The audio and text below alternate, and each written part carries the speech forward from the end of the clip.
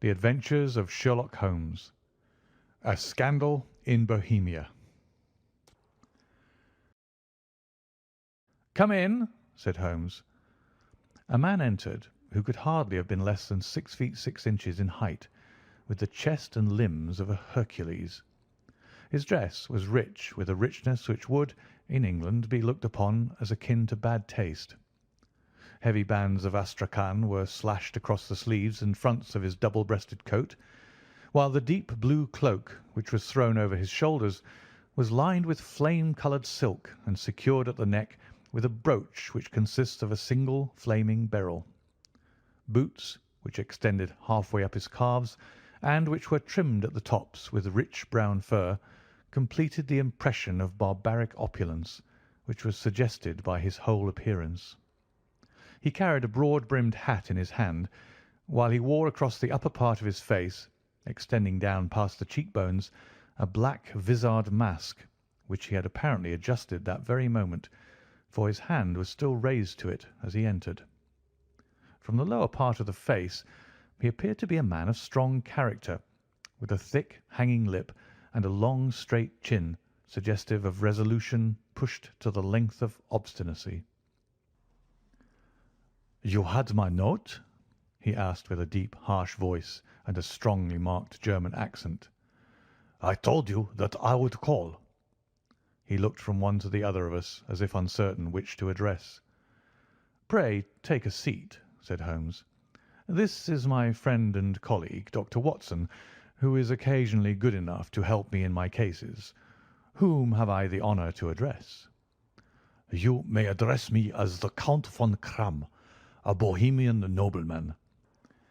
I understand that this gentleman, your friend, is a man of honour and discretion, whom I may trust with a matter of most extreme importance. If not, I should much prefer to communicate with you alone."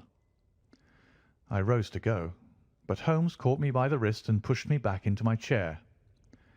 "It is both or none," said he. "You may say before this gentleman anything which you may say to me." The Count shrugged his broad shoulders. "Then I must begin," said he, "by binding you both to absolute secrecy for 2 years. At the end of that time the matter will be of no importance. At present it is not too much to say that it is of such weight it may have an influence upon European history." "I promise," said Holmes. "And I."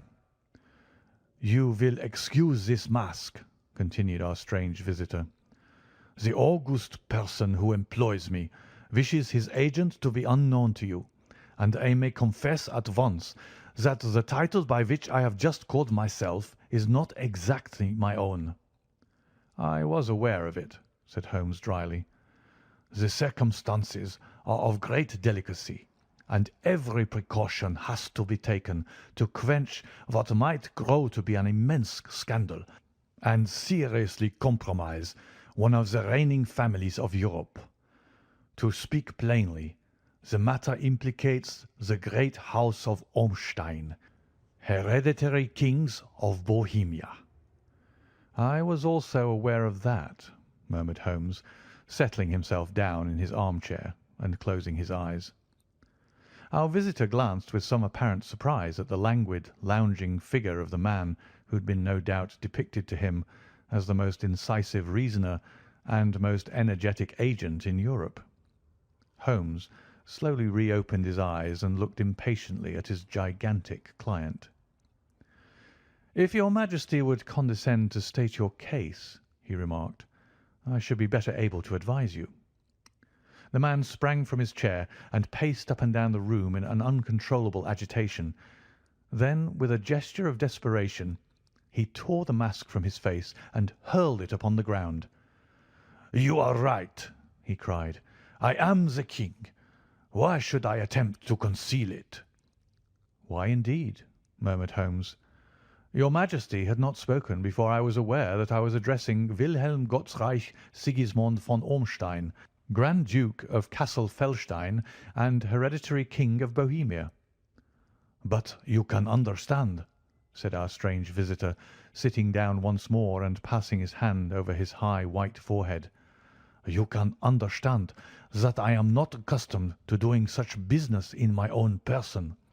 Yet the matter was so delicate that I could not confide it to an agent without putting myself in his power. I have come incognito from Prague for the purpose of consulting you." "Then pray consult," said Holmes, shutting his eyes once more. "The facts are briefly these. Some 5 years ago, during a lengthy visit to Warsaw, I made the acquaintance of the well-known adventuress Irene Adler. The name is no doubt familiar to you." "Kindly look her up in my index, Doctor," murmured Holmes, without opening his eyes. For many years he had adopted a system of docketing all paragraphs concerning men and things, so that it was difficult to name a subject or a person on which he could not at once furnish information.